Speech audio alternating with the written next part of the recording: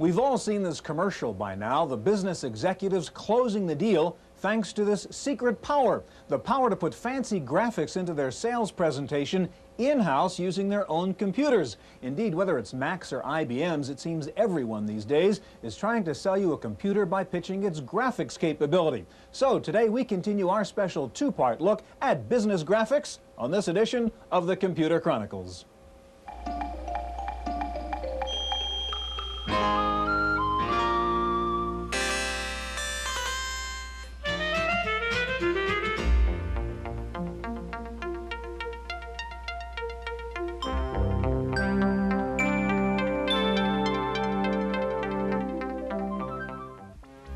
The Computer Chronicles is made possible in part by CompuServe, featuring an online reference library, Wall Street reports, at-home shopping, airline reservations, games, and hundreds of other services.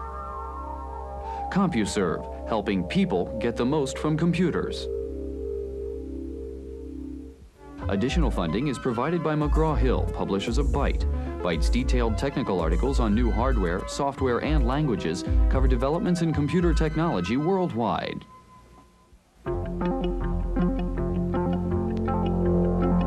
Welcome to the Computer Chronicles. I'm Stuart Chaffee, and this is Gary Kildall. Gary, I guess these two binders here tell the story. These are identical presentations in terms of sales information. This one is a lot of boring spreadsheets and charts and numbers and the usual stuff you would see. Same report. Spectacular color graphics. Obviously, this does a much better job of getting across the story. We're talking about business graphics in the IBM world today. When you think about graphics, you think about the Macintosh, of course. From a new user's point of view who wants to get into business graphics applications, does it matter whether he's in the Mac world or the MS-DOS environment? Well, Stuart, it doesn't really because, well, first of all, the Mac is a standard graphic environment. Any Mac you buy is going to have high-resolution graphics. And if you buy the Mac 2, then you can have color. IBM PC, you're going to have to configure something yourself or with your dealer, like an EGA or VGA system to get the kind of resolution you really need. But when you get there with IBM PC, then you have all sorts of software and hardware options that you can add to the thing. So it really doesn't matter. It's really up to you as far as how much you want to configure, how much do you want to have as a standard system. Gary, today, as I said, we're going to focus on business graphics in the IBM world, and we'll see some of the best graphics packaged for the MS-DOS environment, including the new product from Ashton Tate called Draw Applause, the new product from Lotus called Freelance Plus, the best-rated graphics program for the IBM called Harvard Graphics, and a program called Enter Graphics that lets you do graphs in 3 dimensions. Now, we're going to begin by taking a look at these particular software programs from DRI called GemGraph, and the presentation team as used at a company in Sunnyvale, California, where they use the software for everything from sales presentations to technical illustrations. Hello, Hank. ESL is a branch of the TRW Corporation, specializing in communications and reconnaissance equipment for the military. At their headquarters in Sunnyvale, California, the production of technical and maintenance manuals used to require the cooperation of a group of departments and an outside print shop. Today, one person on one PC can do most of the work, from drawing the illustrations to writing the text and designing the layout. What we're trying to replace is all the steps that we normally would have to take with a particular project. For example, just take one book. If you have art and text, the person who is actually assigned the project has to do all of the jobs. He has to not only come up with a manual, but he has to manage it. This would require him to keep track of illustration department, tech pubs, and any other type of external group. With it all in one package, he doesn't have to keep track of everybody and what's going on. He can sit there, he can look at it and say, I like that, I don't like that, I want to change it now. ESL's manuals are designed using the GEM presentation package from Digital Research. Technical illustrations are designed on GemDraw. GemGraph produces the charts and graphs, and the illustrations are combined with text using Gem Desktop Publisher. Assembling all the elements of the manual isn't completely solved. The department's mix of Mac and IBM hardware limits the kinds of files that can be transferred over a network. And printing is done out of house. But ESL is pleased with its progress so far. The computer can't do the drawing for you, but it can sure help. It can make it easier. What it does, what it gives to you is an end result right then.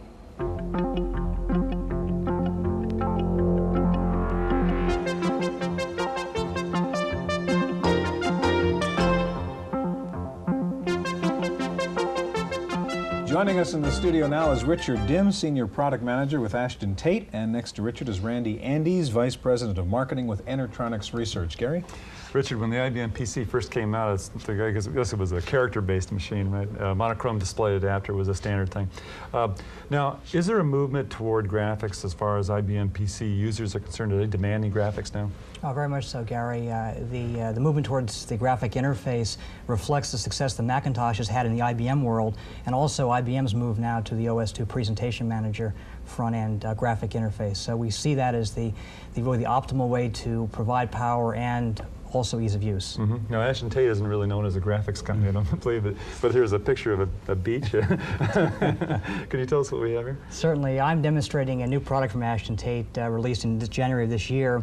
It's a drawing-based product which combines a powerful drawing board with a very strong business graphics capability.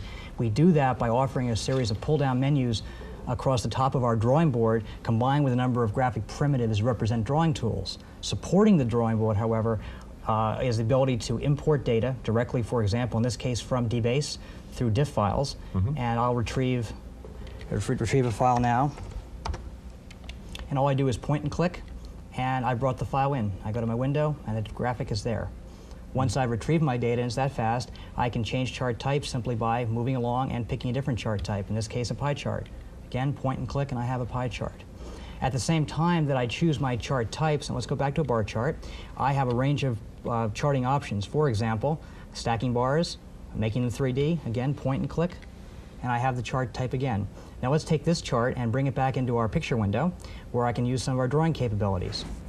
Notice I'm using a mouse. The product does support a keyboard as well as a graphic tablet, very important in the IBM world. Now here I have my piece of background art I'd imported earlier from our library.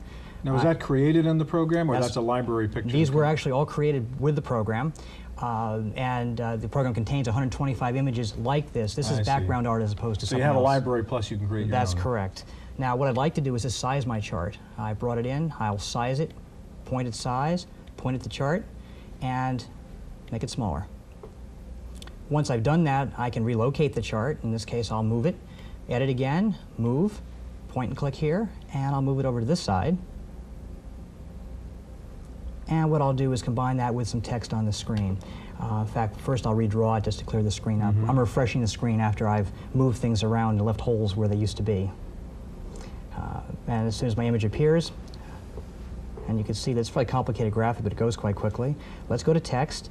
And in this case, I'm going to pick a slightly smaller text size. Notice my icon represents my text size. And I'll pick a color that shows up nicely, yellow. And let's put some text right here, and we'll just type in draw applause.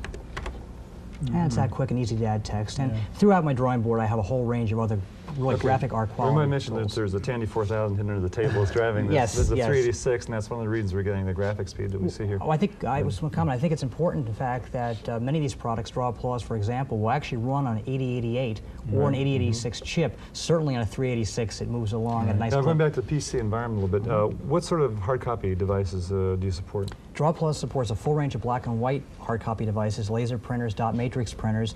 It also supports flatbed plotters. I think very important to the whole industry. Ashton Tate has begun a graphics service bureau called the Ashton Tate Graphics Service.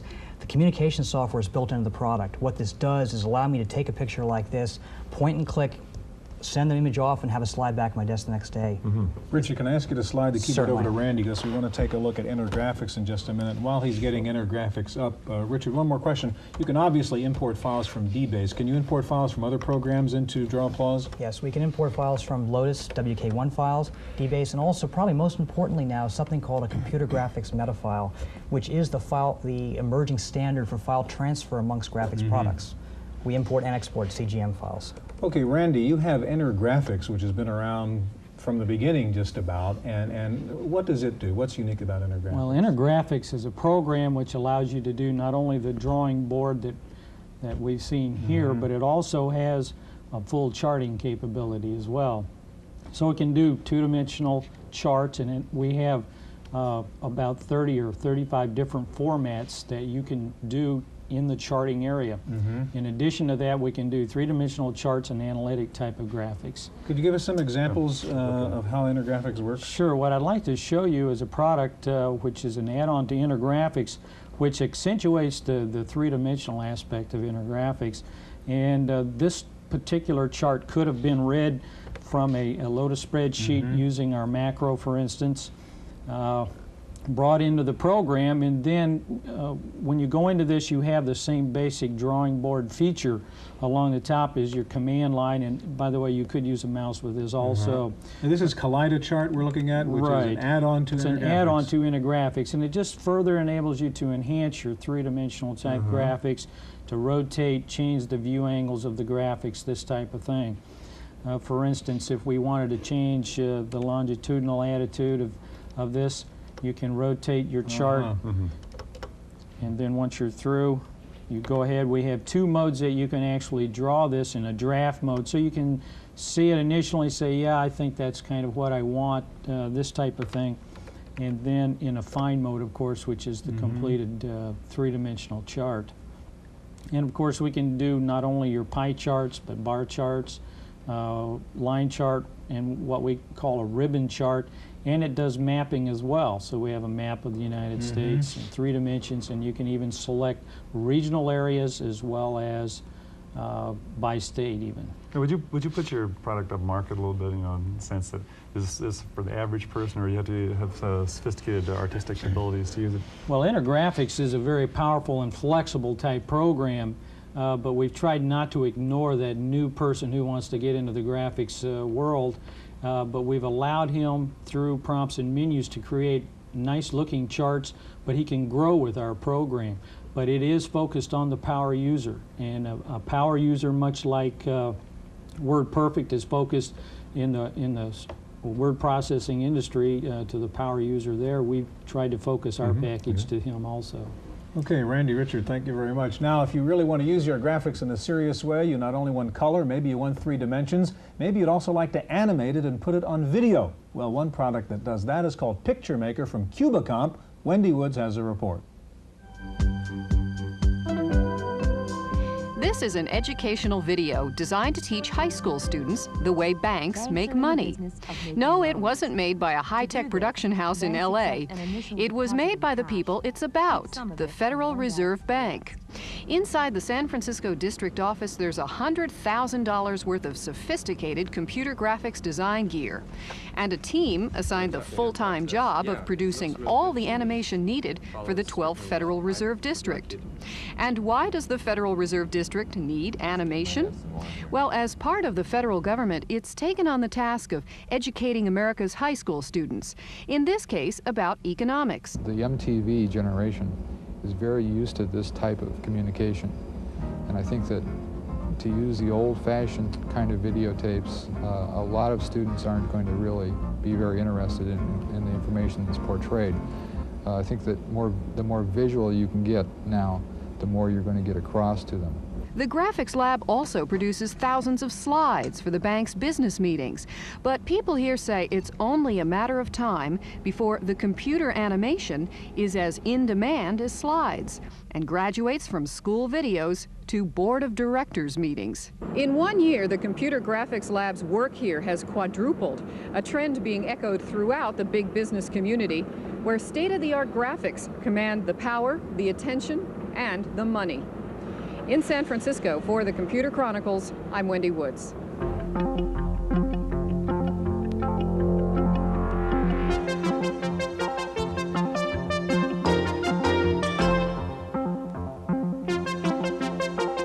Joining us in the studio now is Tim Davenport, Director of the Graphics Product Division for Lotus, and next to Tim is Tess Reynolds, Group Product Manager with Software Publishing. Tim, obviously Lotus 1-2-3 has been a very, very popular program over the last several years. One of its strong points, however, I've heard, is not its graphics. Difficult to use. Does Freelance Plus really correct those things? Well, first of all, I don't think it's the case 1-2-3 is all that difficult to use to create charts. It's more that people wanted to do a lot more. So Freelance Plus was introduced as a product that allowed you to enhance the charts you first created in 1-2-3, or to begin from scratch in Freelance Plus and create a more diverse set of graphics. Okay, well, let's get into the program. Sure, let me show you how we can do that. To begin with, I have a screen here where I have loaded a corporate logo, and this is one you may have created yourself with Freelance using some of the drawing tools, and I've added a line. What I'd like to do is add a chart to this screen, And in doing that, I will show you the chart module where there's a form where you enter the text and the data that would drive a variety of bar charts. And the chart you create in the program, you're not importing this from somewhere else? That's right. This is being created by Freelance Plus, and here's a variety of the chart types that are available. It's as simple as taking this to our screen now and dropping it in. And now you can begin to move it around. First, I will edit the size of it so that we can make it part of a slide or an overhead that would have more graphics on it. So you're building one slide here, and you're going to put a bunch of different elements in there, and this graph is one of those elements. That's right. So I've now moved the chart over. One thing you notice on the screen is there's a status panel on the right that gives you some information. It tells you what item is selected and you're working with. It also tells you that you're on page 1. Okay. One thing that's available is a second page, which you can use as a scratch pad. And on this page, we have a map of the United States. This is one of the symbols one of the 500 symbols that comes with Freelance, and these can be integrated into your graphic. So you didn't have to create that That's correct. yourself. And you'll see that I have the state of California selected here, and what I will do is copy that up to the first page and then just drop it right in. The value of that second page is that you can have a variety of stored graphics there and begin to use them, pull them up onto your main page. And here I'll fill it in so it's a little more dramatic. The next thing I'll do is add an arrow which will tie the state of California into the numbers that are shown in the bar chart on the right, and I can do that by just moving the cursor down, begin to use the mouse, and have it automatically drop in an arrow for me. I can increase the width of that to make it a little more dramatic, and then I can go back and add a rectangle which will pop the state of California off the page a little more for us. To do that, I simply choose to add a rectangle, and you notice that I've increased the size of the cursor here so that I can line up this rectangle with the box that goes around the bar chart on the right. So I drop down now and I line it up, and these are sort of the advanced drawing and editing tools that helps make it very productive to do these sorts of graphics. So I drop a rectangle in here, I then fill it in. Tim, you could be using the mouse for all these operations. That's is that correct. Okay. That's correct. You'll notice that when I do fill it in, it covers the state of California. I can change that by using a priority command that puts the rectangle in the back and puts the state of California back on top. And then to finish a graph like this, a simple task of adding some text, which we can then place anywhere on the screen. Again, by using the mouse or the cursor keys. Okay, Tim, I want to ask you to slide the keyboard and the mouse over to Tess. I want to ask you about output devices again. What kind of devices do you support for color output? Right. Range of pen plotters and printers, inkjet technology for getting very rich, vibrant-looking colors on paper. Tess, you were mentioning before, if you can talk while you get loaded up there, that Harvard Graphics kind of took a different approach to handling the graphics here. What did you mean by that? Well, we approached it from the other end that Freelance did. We actually focused on the charting and text generation portion of the process of creating a presentation, for instance, because that's what we felt most people were doing. So we focused on having strong graphing capabilities and an easy way to do text charts, and then some simple editing features and some access to symbols. And show us what Harvard Graphics looks like then. Okay, what we have here is what we call a default bar chart design. Basically, if all you did was enter your title and your numbers, you would get something that looks like this, and it's ready to go to a pen plotter or an output device. We've assigned the colors and the type fonts for you. But if you're not happy with that, it's fairly easy to go and enhance the chart by going to our F8 options menu. We have 4 pages of options where you can change the way this chart looks by simply picking different attributes. Say you wanted it 3D and overlapped. You maybe wanted the bars to look a little bit wider, maybe a little bit narrower, and so on. You can assign different colors to the background. You can assign legends, add data tables, and so on. But even just by changing those 2 values, you can see the chart already looks fairly different. I can also go back into my data and calculate a whole new series of data by using our calculate options, where if you hit F4, we have 19 keyword formulas built in. Say I wanted to calculate the total of those two data series, all I had to do here was hit a keyword called @sum, and if I don't remember what that is, I can hit F1 and it will prompt me on what I need to do, and I automatically have a new data series now, and if I hit F2, I can display what that new graph looks like. So I can calculate things like power regression and sums and differences of data series right within the chart, and I can also reorganize them and copy them. Tess, I understand one of the nice features here of Harvard Graphics is instead of turning the graphics into slides, you can actually use the computer as your presentation device by doing kind of Yes, we can. slideshow. Could you show us how you do that? Certainly. One of the options on the menu is to go and select a slideshow, which we're going to do here. And we can now display this chart using a computer like this, or a large screen monitor, and an EGA projection device, which many corporations have in their meeting rooms.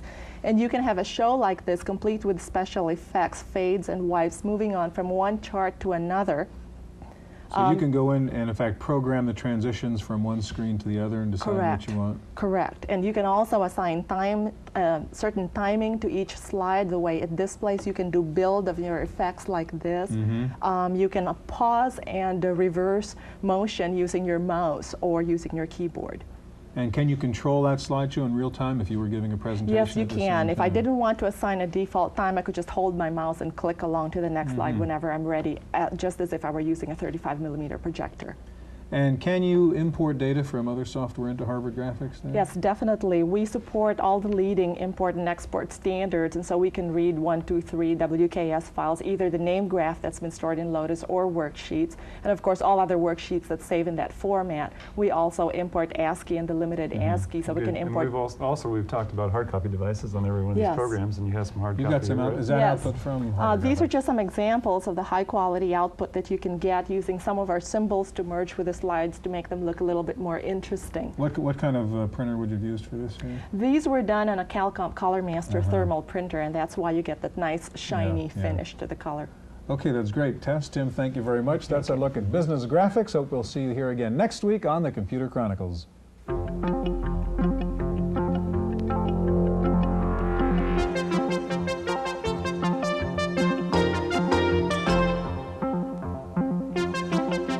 Access file this week. It's IBM rumor time again. This time the talk is about a new low-end personal System 2 computer without microchannel architecture. The stories on the street are split between those who believe the new old machine will have an AT bus and those who believe it will have an XT bus. In any event, it will apparently be called the PS2 Model 35, have 10 MHz 286 processor, VGA display, and 3.5-inch drives.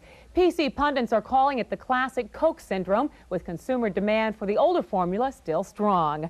Meanwhile, back at the office, more bad press about the PS2 Model 30. The IRS says one recent delivery of Model 30s had a failure rate of 50%, with most problems showing up in the monitors and in the hard disk circuitry.